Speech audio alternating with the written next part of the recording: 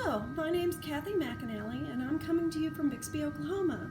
I have an Etsy shop called RNR Woven Treasures, and today's little demonstration here is going to be on a definition of a word that you may see in some of the weaving textbooks and some of the other videos that you may watch from other people, and I thought I'd just do an explanation of what a halftone is.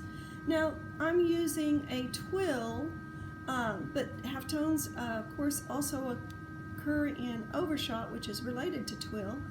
And in this example, this is my computer, and I have a CompuDobby, so these are some towels that some simple little twill towels that I'm working on. And I thought I'd show you where the halftones appear. The halftones are no more than plain weave that appear in various places in the twill pattern. And you can see these halftones here. And they're called halftones because they're half blue and half white. They're perfectly balanced. Now, the lines that create the pattern are blue lines, so they're not halftones. They're, I guess you would call them full tones. I've never heard of a name for them, but you also see some white lines, okay? So those are going to be the full tones, or the not halftones. When you get a halftone, that blends the colors together, and it can make it appear as though you might have three different colors, even though you're working with just one colored warp and another color for the weft. So, you know, you've got a different design element there when you mix those two colors.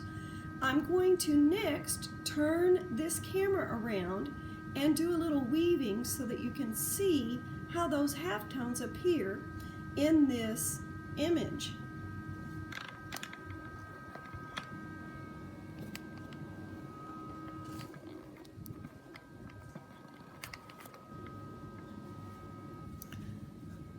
I'm sorry for having to move everything around and get everything going here. I live on a farm, and you can see that I have some coats and things laying out because it has rained a lot and we have to dry the things out before we put them up in the closet. So here I'm going to tilt it down a little bit so that you can see my work here on the loom. And again, this is an AVL, it's a CompuDobby. And I've been working on some tea towels. So I'm going to start with our first pattern throw. And this is a dusty blue thread on a nice silver gray warp. I've got a little bit more of a tail there. I've got a nice inlay that I put in with a needle and thread here. It's a little lace feature to kind of make it nice. I don't know if you call it lino lace. It's just a simple chain stitch. There, I'm cutting the tail off carefully. You don't want to clip your warp ends. Okay, here. Go to the next throw, and we'll start to see some of the plain weave come out. Sorry, it's banging the loom, and the thing is shaking every time I beat the material. Now you can see when I raise this, I don't know if you can see it that clearly. Maybe I'll move this a little bit. You can see the lines that are going to appear are going to be when both of the threads, both the odds and the evens, are left on the bottom, and that's how the lines or the full tones appear. You can also see the halftones are going to be when the threads are spread out. That's because you have the odds on the bottom and the evens on the top, or vice versa. Did I just throw? I just threw that one. I'm going to press my buttons. Okay. So here we go. Sorry again for the shaking of the camera here. Now you can start to see some of the halftones appear, and some of the solid lines, the solid tones. Maybe that's better than whole tones. Try and beat it a little bit softer without messing up my picks per inch there.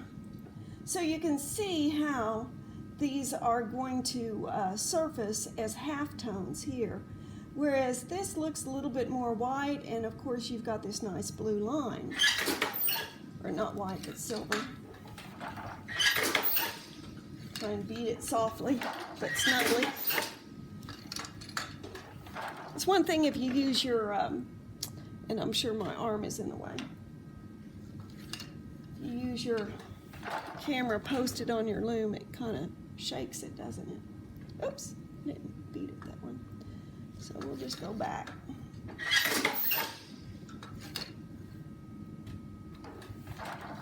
So anyway, you can see here how the halftones are appearing and the lines are appearing, and that's what's making your nice colored tea towels.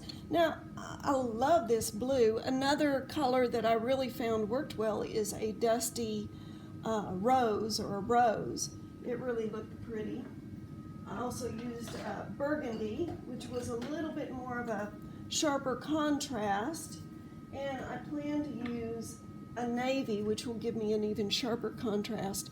So you can play around with your colors to see whether you want a softer look with two very close colors like this dusty blue and this gray, or whether you want a more bold look to your tea towel by using maybe this navy. I think it'll give me a more bold look.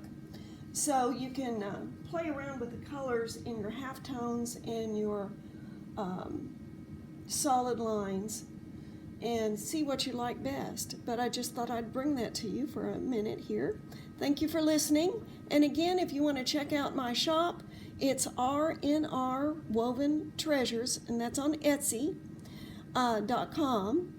And you'll be surprised what a hand weaver can do. Thank you.